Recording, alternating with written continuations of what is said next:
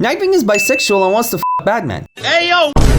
He's also got raped by his sidekick, and he's a contact junkie who gets turned on whenever he punches and kicks bad guys in the face. Believe it or not, these are officially published facts about Nightwing by DC that were written by his biggest fangirl, Devin Grayson. She is so in love with Nightwing that she changed her name from Jennifer Eisenman to Devin Grayson. Devin was one of the first writers who sexualized Nightwing, which became a running joke. She was also the first writer that introduced Nightwing as a Romani guy just for the other characters to be towards him. Unlike many writers at the time, Devin wasn't grown on comics. In fact, she didn't even want to be a comic writer, she was aiming to be an actress. But later in her college years, her love for Batman animated series, or a certain character in that show, made her change careers and become a writer instead. And it worked quite well for her. Before she knew it, she was working for DC, then went out to work for Marvel, and wrote characters like Black Widow, Doctor Strange, Batman, Harley Quinn, and Nightwing. I don't know if it was because of their similar last names or something else, Miss Devin seemed to have quite the fangirl obsession for Dick Grayson specifically. Like, she has interviews where she talks about when Nightwing was adopted by Batman, he developed feelings for Bruce and thought of themselves as sex partners. She even put scenes like this in her comics, suggesting that Nightwing has made sexual advances towards Batman before. Don't worry though, Batman also calls him Hunk Wonders, but we'll get into that in a bit. First, let's talk about hers and probably DC's most controversial comic out there, Nightwing issue 93, aka the issue that Nightwing gets raped by Devin Grayson's original character Tarantula, and that never gets brought up again. Listen, I get that Nightwing gets treated like a piece of meat every other Tuesday, especially by Harley, but the thing that made this scene so controversial is the way that she portrays this serious topic and what she said afterwards. When an interviewer asked her why she put that scene in the story, she just said, "I've never used the word rape, I just said it was non-consensual." Which, to be fair, she later apologized for it, and by later I mean a decade later in 2014, but whatever. After that comic though, she did something so cringeworthy that supposedly was the reason DC fired her. So you know how she likes to put her Nightwing headcanons into the story? Well, in 2009, she channeled all that headcanon and fangirl energy into one big 400-page book called Inheritance, which is basically a Nightwing dating simulator. In one page, Green Arrow flirts with Nightwing and calls Batman a